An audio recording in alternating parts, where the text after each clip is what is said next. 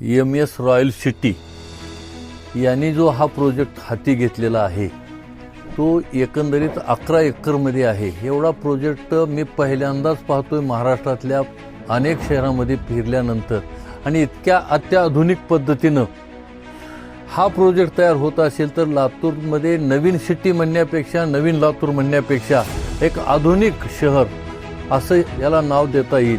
आणि हा जरी प्रोजेक्ट इतर शहराशी अटॅच करण्यासाठी नॅशनल हायवे हा त्याला टच होऊन गेलेला आहे, म्हणून प्रत्येकाने या प्रोजेक्टमध्ये आपली गुंतवणूक करावी।